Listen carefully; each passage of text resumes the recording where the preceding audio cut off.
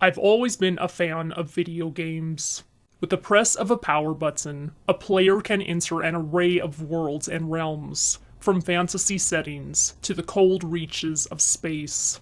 The industry has come a long way since 1958's Tennis for Two, the world's first video game. While Magnavox brought video games to households in 1972, it was Nintendo that ruled supreme. The Nintendo Entertainment System brought the video game industry back to glory following the maligned video game crash of 1983. The 8-bit console released in Japan as the Famicom on July 15, 1983, and got a North American launch on October 18, 1985. The console stayed in production for 10 years, and had a total of 713 licensed titles, among them some of the most influential of all time. Capcom had been one of Nintendo's most prestigious third-party developers, and their biggest franchise back then was Mega Man. Mega Man on NES has always been one of my favorite series. The visuals and sounds are some of the best available on the system. Some of the most memorable imagery from the games are the gigantic bosses and mini-bosses. Whenever the screen turns solid black, a boss's appearance is imminent. This effect is in a bevy of NES titles, from Final Fantasy and Ninja Gaiden to Life Force and Little Nemo. Even the NES Mario series places bosses in darkened rooms. And the more I witnessed this occurrence, the more I began to wonder, why are mini-bosses and bosses usually on black backgrounds? I had initially thought it was an aesthetic preference on the game maker's part that would intensify the drama of the battle. What I discovered in my research, though, is far more intriguing, and it demystifies 8-bit game design just a bit.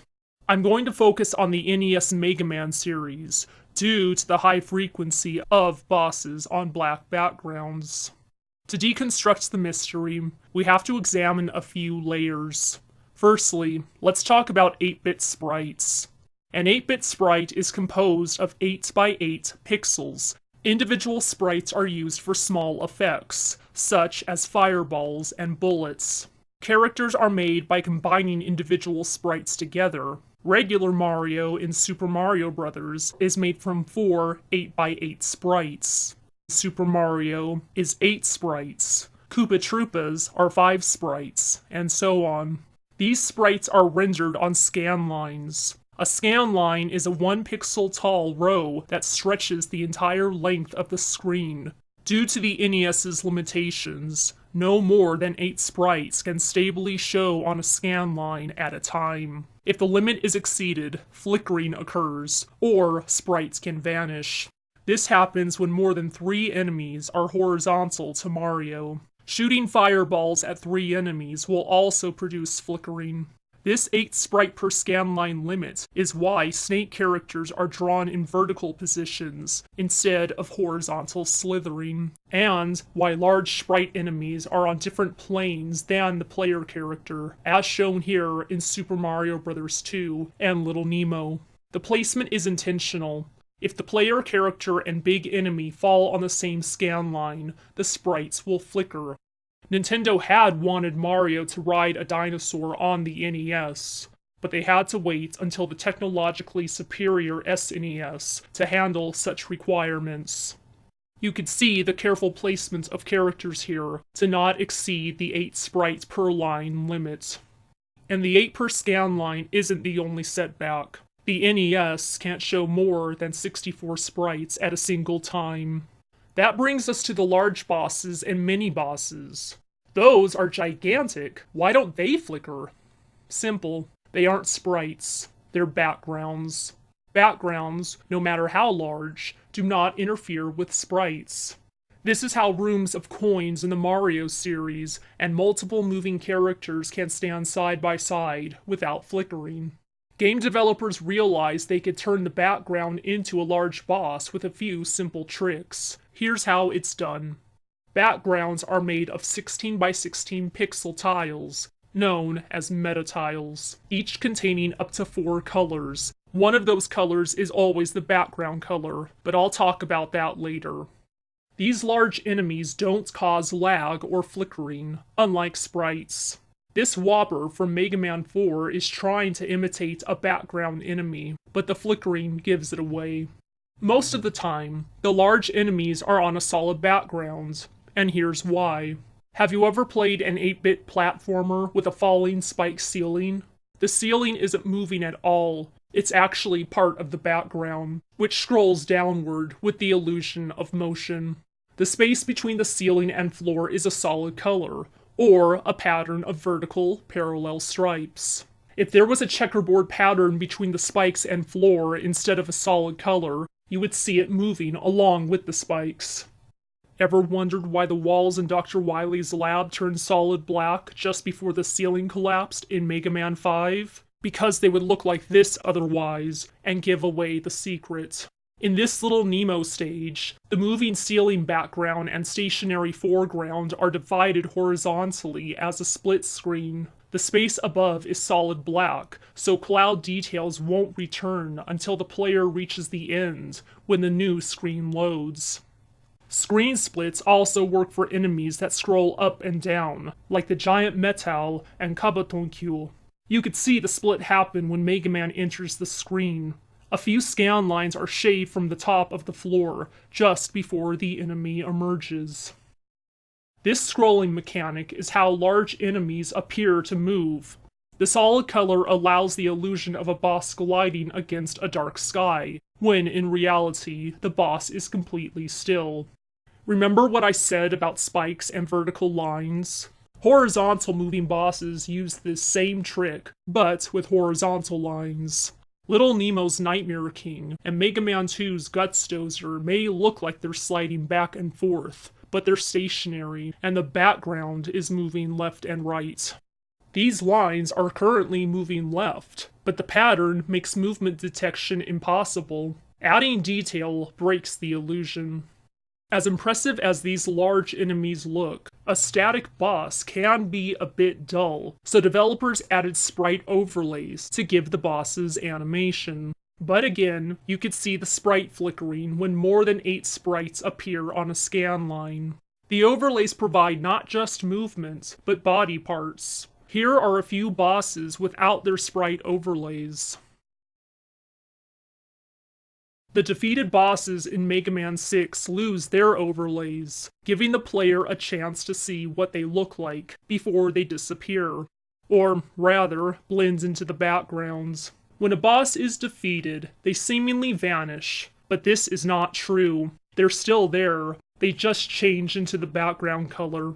This can be seen in both Mega Man 4 and 6, when Mega Man enters the Dive Man stage screen with Moby, and when he exits the Metal Poton screen respectively.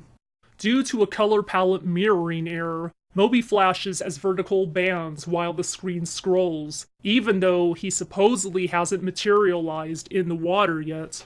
After Mega Man defeats the Met Poton, parts of it are seen as the screen scrolls to the right. There are videos online showing a glitch in which Mega Man can exit the Heatman battle and go straight to Dr. Wily's castle in Mega Man 2. At the end of the level, the Mecha Dragon appears, albeit glitched. If the player can defeat it, the dragon stops moving, and victory music plays. This also happens when playing the regular version, but we can't see the dragon because it conceals itself in the background color. You could see the outline of its wing on the health bar here after it allegedly disappears in the regular version. So, we now know why some of these large characters appear on solid backgrounds. It allows them to look as though they're moving. I guess that wraps up that mystery. Wait a minute. Not all of these bosses and mini-bosses move around the screen, so why are they on black backgrounds? Come to think of it, Moby and Anko are on blue backgrounds. Looks like we have to dig just a bit more to find the answer. Let's talk about palettes. The NES has a full palette of 54 colors. Notice there's no yellow, which is why Princess Peach was a redhead in the first game. Color palettes are what give the characters, backgrounds, and foregrounds color. A single palette technically consists of 4 colors, but one color is always transparent, so it doesn't count. The background and foreground share 4 palettes. A background 16 by 16 metatile can display 3 colors of a single palette, plus the predominant background shade, like blue or black. An 8 by 8 sprite can display 3 colors. A total of 4 sprite palettes, that's 12 visible colors, is used for characters, enemies, and effects in a standard stage. Although games with stop points between the screens can allow new palettes to load in that stage. So what about Mega Man? He's made of 5. The folks at Capcom layered a face sprite with its own palettes over his body. The 2 palettes of blue, light blue, and black, and peach, white, and black count towards the 4 sprite palette limit. Because the background boss can use all 12 of the background colors at a time, plus the background shade, they are more colorful than the player character. If you look at this grid of the Mecha Dragon, you'll see each metatile never has more than 3 colors, plus background black, even though the dragon is comprised of 4 plus black. Moby has 4 colors, plus dark blue shadow. You'll notice the dark areas are the same shade as the water, and here is the key to this entire puzzle. The dark blue shades on Moby are actually empty spaces, and the background color is bleeding through. The Koopalings in Mario 3 appear to have black outlines. This is what Iggy looks like in his cabin, but here he is on a light background. The character doesn't have an outline, but the black background tricks our eyes into thinking he does. If you look carefully, you could see the dark blue pillars showing through Wendy and Roy's faces in the empty areas. So what would Mecha Dragon look like on a light background? This. Here's Nightmare King without sprite overlays on a light background. Dr. Cossack's compound in Mega Man 4 looks a little bland without the dark contrast. In the Japanese version of Super Mario Bros. 2, the Toads and Princess Peach appear to have dark eyes, but they lighten to blue as the space behind them turns to sky. So, to reiterate, sprites are 8 by 8 pixel squares with up to 3 colors. Too many sprites on a scan line will cause flickering, which is why many large sprites aren't on the same plane as the player character. This is a sprite, and this is a background. The large bosses are on solid backgrounds, because details would break the illusion of movement. And black is the standard choice to give contrast, and to fake the presence of outlines. As great as Wreck-It Ralph is, the movie's attempts at creating 8-bit characters in the Fix-It Felix game fall short. The sprites have too many colors, and exceed the 12-color per screen limit. Even if the game used sprite layering to achieve more colorful sprites, the layering required would tip the 64 sprites per screen limit. Look at all the sprites on one screen. This couldn't happen in an 8-bit game.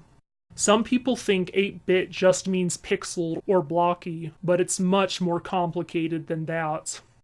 The next time you're playing a retro 8-bit game, be mindful of solid backgrounds, vertical and horizontal stripes, sprite colors, and flickering characters. It's all a testament to the game designer's genius of working around limitations.